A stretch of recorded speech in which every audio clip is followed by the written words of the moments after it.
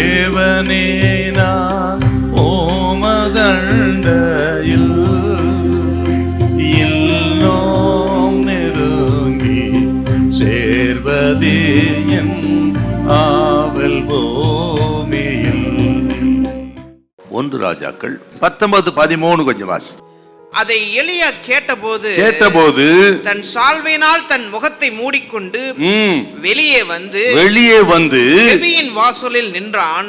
வெளியே வந்து கெபியின் வாசலிலே நின்றார். கர்த்தர் பேசுறாரு. இப்போ சோர்ந்து போய் ஏமாற்றத்தோடு தோல்வி மனப்பான்மையோடு கெபியில ஒதுங்கி இருக்கிறாரு. மறைந்து கிடக்கிறா. தனிமை, வெறுமை, தோல்வி, இப்படி பல நிலைகளிலே முடங்கி இருக்கிற தேவ மனிதனை பார்த்து கர்த்தர் சொல்கிறார், எலியாவே நீ கெபியை விட்டு வெளியே வா என்று சொன்னார். அதை கேட்ட பக்தன் எலியா வெளியே வந்து தேவனுக்கு முன்பாக நின்றார். இதுல இருந்து நம்ம ஒரு பாடத்தை நம்ம கற்றுக்கொள்றோம். என்ன? எத்தனைதான் உங்களுக்கு சோர்வு வந்தாலும் சரி, ஏமாற்றம் இருந்தாலும் சரி, பயமுறுத்தின செய்திகள் வந்தாலும் சரி, உங்க காரியங்கள் நடக்காமல் போனாலும் சரி, உங்கள் காரியங்களுக்கு மாறாக காரியங்கள் நடந்தாலும் சரி, என்ன நடந்தாலும் சரி, எல்லாம் நேர்மாறா இருந்தாலும், சூழ்நிலை எல்லாம் தலைகளா இருந்தாலும் சரி, இது நடக்காது, முடியாது, ஆகாது சூழ்நிலையா இருந்தாலும் சரி, கர்த்தர் சொல்றாரா வெளியே வரணும்.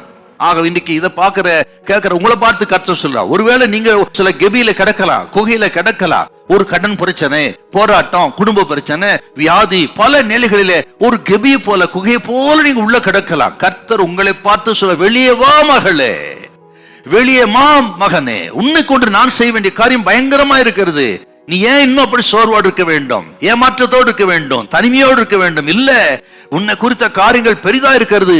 நீ கெபியை விட்டு வெளியே வா, குகையை விட்டு வெளியே வா, உனக்கு இருக்க அந்த பிரச்சனை விட்டு வெளியே வா என்று சொல்லி ஆண்டவர் உங்களை பார்த்து அடைக்கிறார்.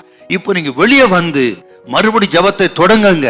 வெளியே வந்து மறுபடி ஆண்டவர் உறுதியாக பற்றி கொள்ளுங்க.